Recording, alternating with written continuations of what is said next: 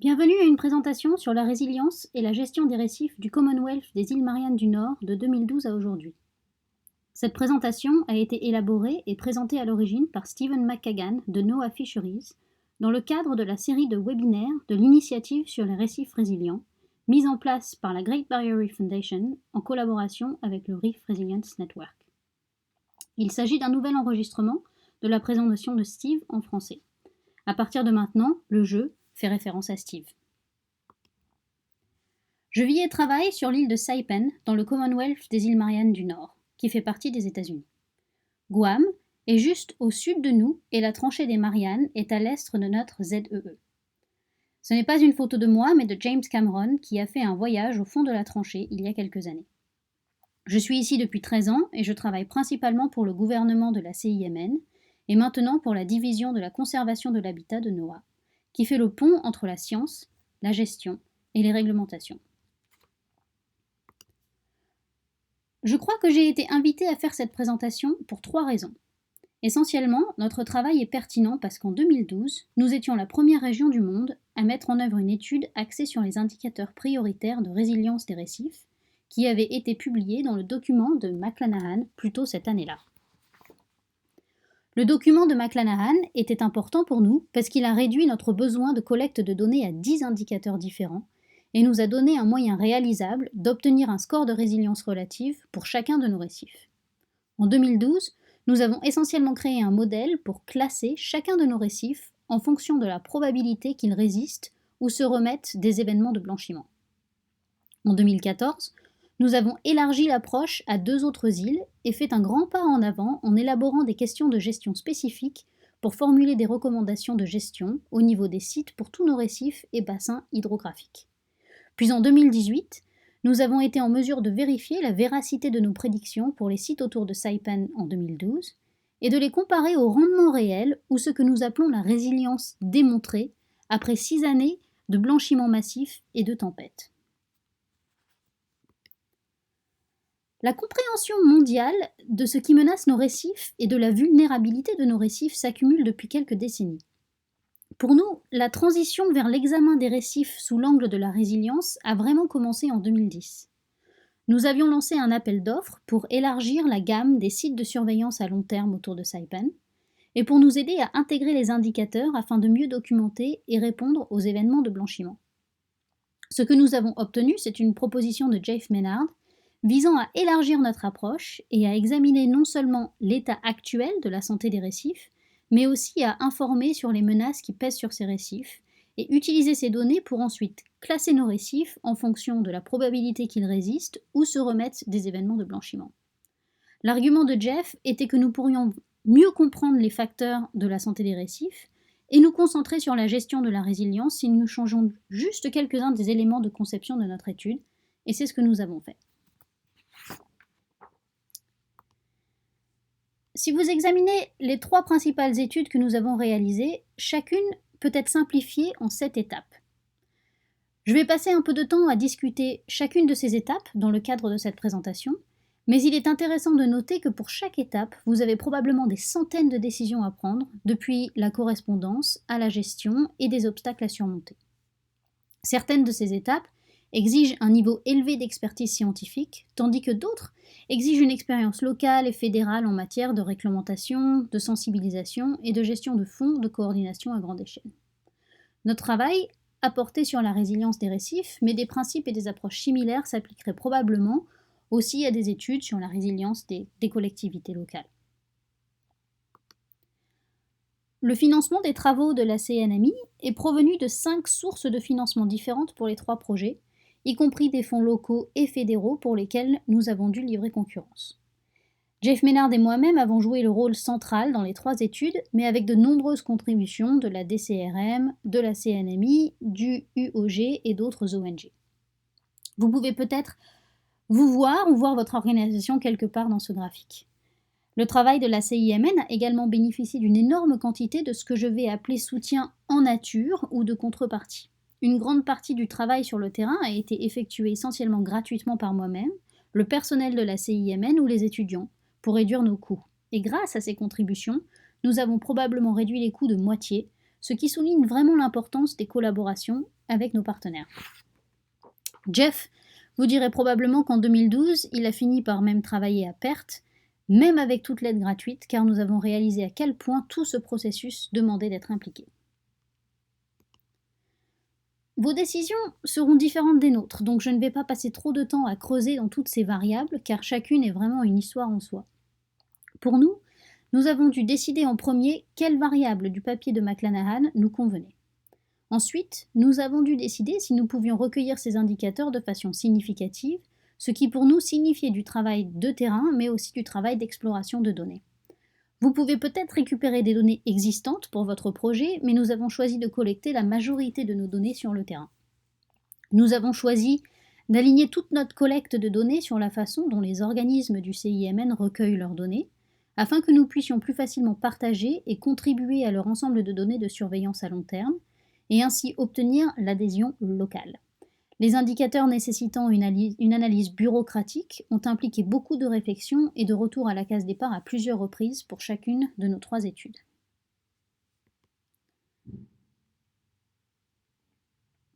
Une fois que vous savez quels indicateurs vous voulez recueillir, vous devez décider où vous voulez les recueillir. Vos options varieront beaucoup selon la quantité de données originales que vous pourriez de recueillir dans le cadre du travail dans votre région. Pour les travaux de la CIMN, nous avons choisi de commencer nos relevés sur les sites de surveillance à long terme de l'agence, qui étaient tous autour d'une profondeur de 25 pieds. Nous avons ensuite fait de notre mieux pour combler les lacunes le long de ce contour chaque fois qu'il y avait un changement majeur dans la composition du récif, ce qui a plus que triplé la couverture des sites pour un total de 78 sites à travers Saipan, Rotan et Tinian. Nous aurions pu ajouter des profondeurs différentes et nous aurions pu essayer d'intégrer des sites de loisirs ou de plongée connus, mais à cette fin nous avons essayé de créer un recensement à 25 pieds autour des 3 îles. Si vous avez des données qui couvrent des habitats différents ou des profondeurs différentes, c'est probablement mieux de les grouper ensemble dans vos comparaisons, histoire de ne pas comparer un site de lagon de récif avec un site de récif plus profond.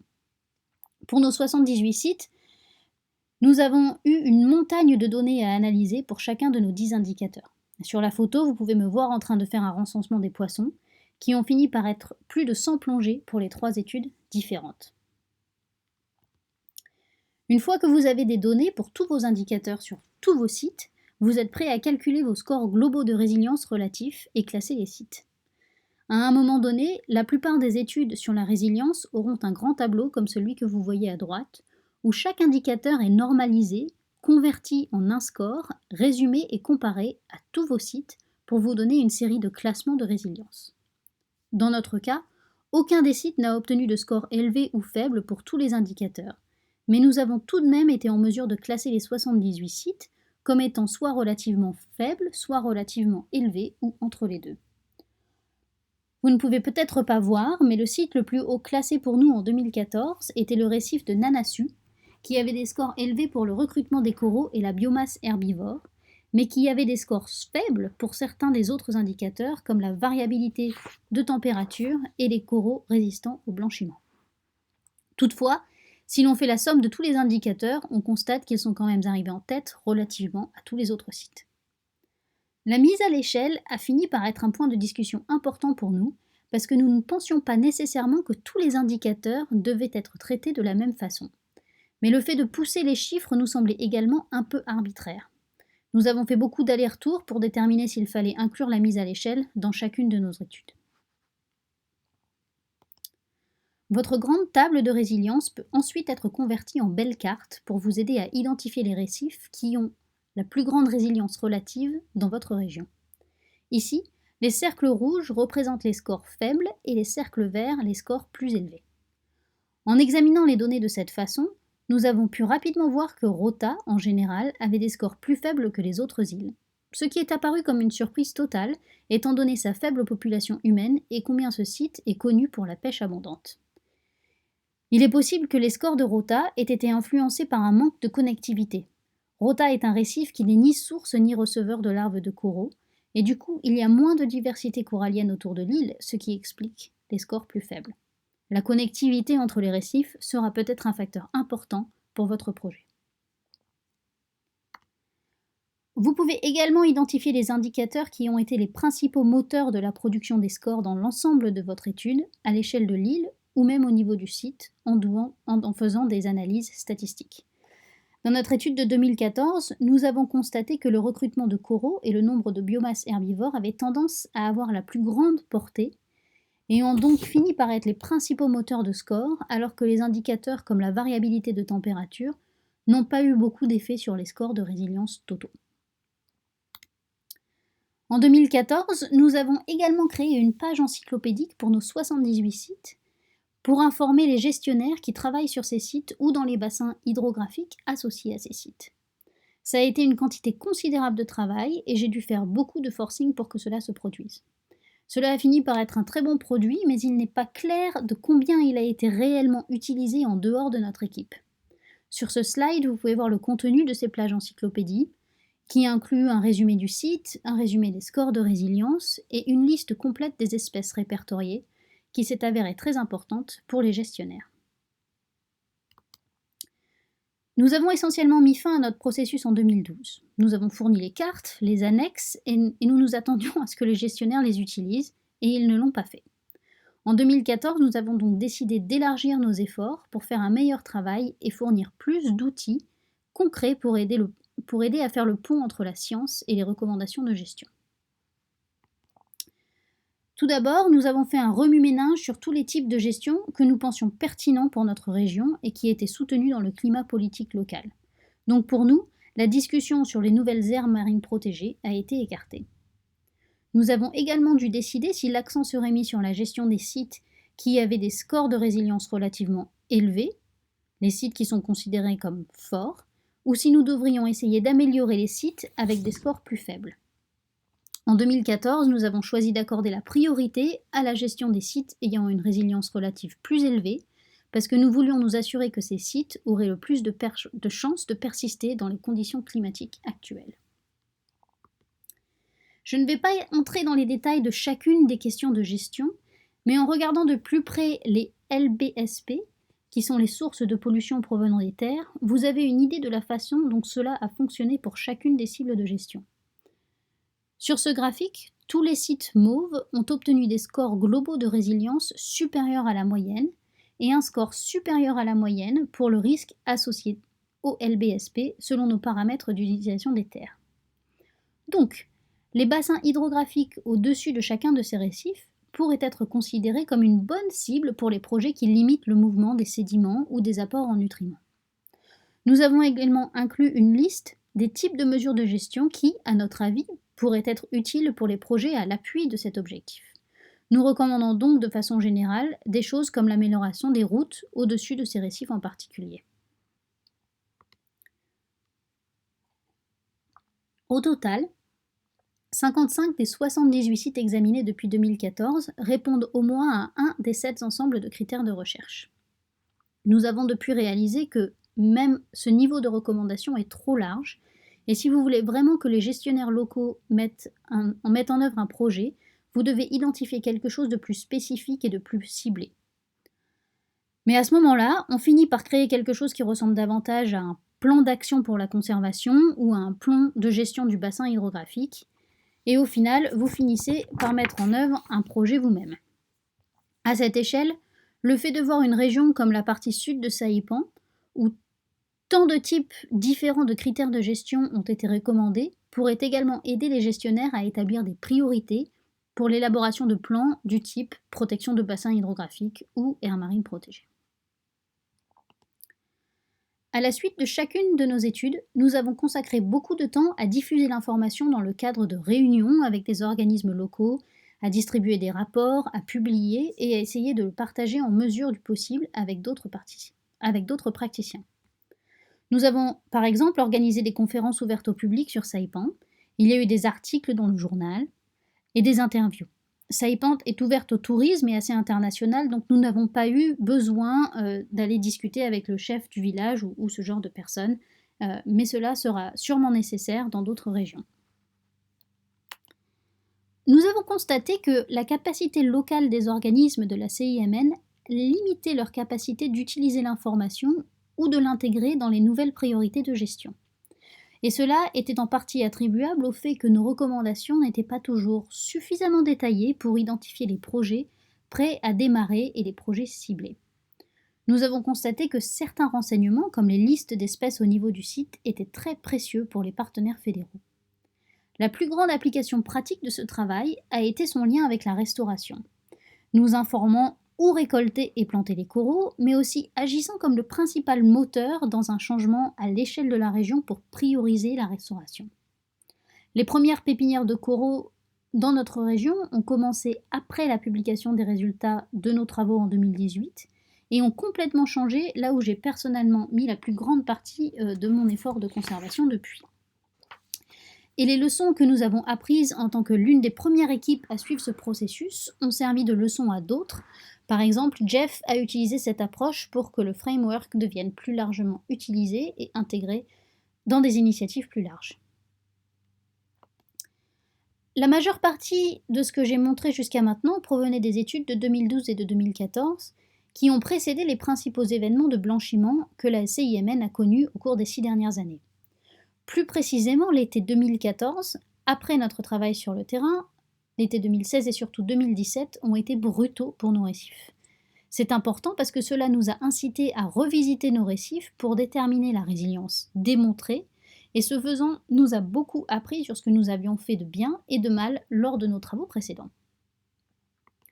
Nous sommes donc retournés à notre stratégie de départ, avons trouvé des fonds pour revisiter Saipan et repris tout le processus.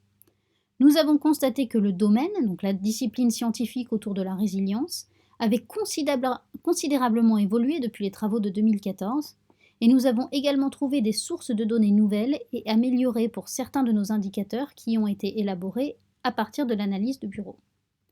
Nous nous sommes également rendus compte à quel point il est important d'avoir une uniformité au sein du personnel et des approches utilisées pour recueillir les données sur le terrain, si vous essayez de comparer des données sur plusieurs années ou sur un axe temporel. Nous avons revisité tous les sites autour de Saipan avec essentiellement la même équipe faisant les mêmes méthodes dans l'eau. Ce niveau élevé d'uniformité nous a permis de comparer les résultats au fil des ans, ce que la plupart des études ne sont pas en mesure d'effectuer. Malgré nos efforts intensifs pour créer une cohérence entre les études de 2012 et de 2018, nous avons fini par avoir un problème avec le biais des observateurs dans nos LPI, les Line Point Intercept, ce qui a rendu pratiquement impossible pour nous d'utiliser l'indicateur macroalgique dans notre comparaison entre les années. Donc si vous explorez des ensembles de données provenant de différentes sources pour vos comparaisons, faites très attention et soyez extrêmement prudents, parce que nous avons constaté que petit à petit, que même un petit changement dans la composition de notre équipe de plongée a fini par avoir des ramifications majeures pour notre analyse finale. Et sur cette carte, vous pouvez voir le pourcentage de changement dans la couverture corallienne à chaque site. Nous savions que la situation de nos coraux était mauvaise et nos données l'ont confirmé, avec seulement 3 sites en 2018 qui n'ont pas montré une perte significative de couverture corallienne. Au total, on a perdu entre 60 et 70% des espèces de coraux branchus. Lorsque nous avons revu les classements avec les nouvelles données, nous avons constaté des changements majeurs entre les années. Quelques-uns des sites ont démontré en 2018 une résilience qui correspond à la résilience prévue ou relative calculée en 2012, mais moins que ce que nous avions prévu. La côte nord-est de Saipan est le meilleur exemple de ce changement, où les sites que nous pensions être les plus résilients en 2012 ont fini par démontrer une résilience relativement faible après le stress de multiples événements majeurs de blanchiment. Certains des dirigeants locaux ont été effondrés lorsque je leur ai montré des photos comparatives à Bird Island. Comme vous pouvez vous y attendre, les recommandations de gestion ont également changé de façon spectaculaire pour chaque site après que les niveaux de résilience aient changé. L'exemple le plus clair est dans la partie sud de Saipan, où la soupe d'alphabet de 2012 a été remplacée par quelques recommandations en 2018. Cela s'explique en partie par le fait que ces approches sont tellement nouvelles et que nous avons complètement modifié la façon dont nous avons calculé les répercussions sur les sédiments et les nutriments dus au LBSP, ces pollutions terrestres de sources connues. Mais cela a également été attribuable à la façon dont nos récifs ont été blanchis récemment et au fait que les sites n'ont pas eu la chance de montrer un niveau de rétablissement qui était un élément important de nos scores en 2012. Sur ce slide, nous avons séparé la résistance observée par rapport au potentiel de rétablissement pour chaque site. Et vous pouvez voir que pour la plupart des sites, il y a une différence. Habituellement, si les coraux sur le site sont du type à résister au blanchiment, ils ne sont pas du type à récupérer rapidement. En fait, les scores spécifiques à la résistance correspondent beaucoup plus à ce que nous avons vu dans notre classement de la résilience en 2018. Et si nous n'avons pas de données pour documenter le rétablissement à la bonne échelle de temps, comme dans notre cas, nos relevés qui ont probablement eu lieu trop tôt après l'événement de blanchiment de 2017, alors nous ne pouvons pas dire avec certitude si ce site a démontré sa résilience ou sa résistance. Nous avons constaté que pour vraiment démontrer la résilience, il faudrait retourner sur les lieux et surveiller les sites 2 fois après un événement, une fois peu de temps après pour documenter la résistance et une autre fois plus tard pour documenter le rétablissement. Notre prochaine étude portera probablement sur ces indicateurs manquants focalisés sur le rétablissement. Compte tenu des circonstances de la CIMN, notre équipe a conclu que nous devons réfléchir plus profondément à notre théorie de jeu et à notre priorisation, surtout si nous accumulons la résistance et le rétablissement dans nos calculs. Notre équipe de 2018 tente toujours de traduire les scores de résilience démontrés en priorité et en meilleures recommandations de gestion. J'ai travaillé avec le docteur Liza Johnston sur ce graphique, qui est une toute nouvelle façon de penser à ces données pendant que nous travaillons à découpler la résistance et le rétablissement. Probablement personne sur ce webinaire n'a vu ce type de données présentées de cette façon. Mais ce diagramme regroupe les sites qui examinent spécifiquement la résistance des coraux par rapport au potentiel de rétablissement et les types de gestion qui profiteraient à chacun. Ceci est particulièrement utile si l'on examine les sites pour établir les priorités de restauration, ce qui est en train de devenir un thème majeur pour nous et à l'échelle mondiale. Si je devais énumérer quelques-unes des grandes leçons tirées de notre travail, ce serait pour faire appel au plus de partenaires et obtenir le plus d'adhésion possible pour accroître le potentiel des applications de gestion et réduire les coûts. Deuxièmement, prendre des décisions sur l'approche et l'établissement des priorités qui sont propres à votre site. Vous devez ensuite réfléchir à la possibilité d'études de suivi et à la façon de générer le plus de cohérence possible. Si vous utilisez des données collectées par d'autres personnes, essayez d'être fidèle le plus possible aux mêmes organismes ou aux mêmes personnes. Et cela devient très difficile sur des zones géographiques larges. Mais vraiment, la cohérence est très importante pour comparer les scores de résilience entre les sites. Examinez de près la résistance des coraux par rapport au rétablissement et demandez-vous si vous pouvez séparer ces variables, ce qui est fortement recommandé. Et finalement, gardez à l'esprit les demandes de restauration, car cela semble être la voie de l'avenir. Merci de m'avoir écouté. Si vous avez des questions pour Steve, n'hésitez pas à nous contacter sur le forum de discussion du Reef Resilience Network.